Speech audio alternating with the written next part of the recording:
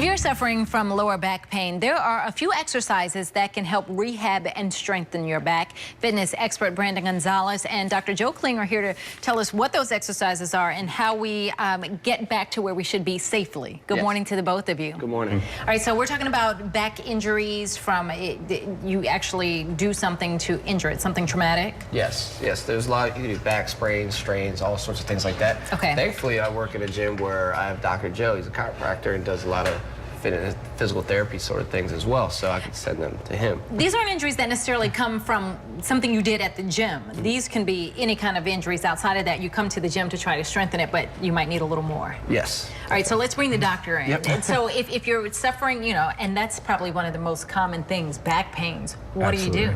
Absolutely. So strains are the most common back injury that we see, and it can come from anything. You can have an injury in the gym or more commonly an injury at home, just picking up something, doing yard work.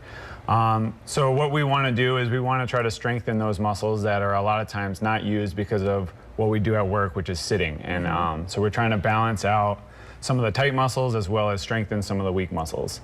And we have a couple exercises that we usually start them up with as they're progressing through care. We'll have Brandon demonstrate. So the first one is pretty simple. It's called a bird dog. It's a yoga pose, and it's where he contracts opposite arm, opposite leg. Okay. We're doing a couple things. So we're strengthening some of the low back and upper back muscles, and we're also kind of coordinating the brain again. So this is your cross crawl mechanism. It's kind of retraining how we move, and that's the biggest problem is people move inappropriately, and that's when strains happen. Your body is recruiting muscles they shouldn't. Okay. And then it leads to failure. So now, when you're doing these kind of exercises, if you're trying to come off of an injury, how do you know?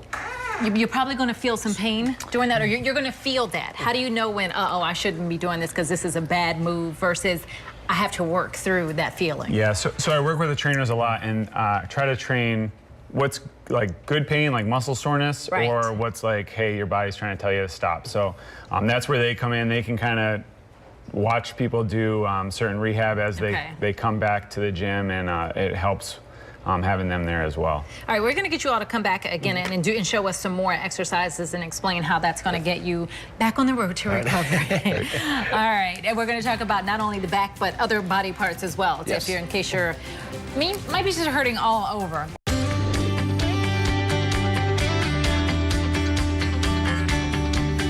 We are back with fitness expert Brandon Gonzales and Dr. Joe Kling, and they're showing us how to strengthen the shoulders. Last time we talked about what do you do for all the lower back pain and exercises you could do to help that out. Now we're on to the shoulders, where there's a lot of potential for injury. What's going on with the shoulders? So the shoulder is probably our most mobile joint, but it's also our most unstable joint. So it's very common to have shoulder injuries, and we see them a lot, especially due to our activities. Everything kind of pulls you forward, and so it develops this imbalance. And a lot of times when they come in with injuries, we're working through strengthening and mobilizing that shoulder. So all right, so you're going to show us some of the exercises, and you're going to explain why this works, that you should do to strengthen this if you're trying to come back from some type of injury. Yeah, so the first thing we want to address is external rotation. So a lot of times that movement is the weakest because everything is internally rotated and it's kind of dominated forward. So we're trying to get that shoulder to get a little stronger, being able to kind of pull itself backwards. And this simple movement with a really light weight, you can use a can of soup or a water bottle even. And how often or how long do you do that? So with that type of exercise, we'll do a higher repetition, do like 2 or 3 sets of 15 to 20. Because that's so light. Yeah. Okay, and what else?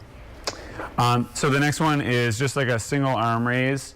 And this is again kind of training, getting your back to extend, kind of recruiting some of those muscles, again, pulling everything back. And that's kind of the main theme, is to kind of get that shoulder back to kind of retrain it and sit perfectly in that joint. Any more? Another one? Yeah, and then you can just play with it.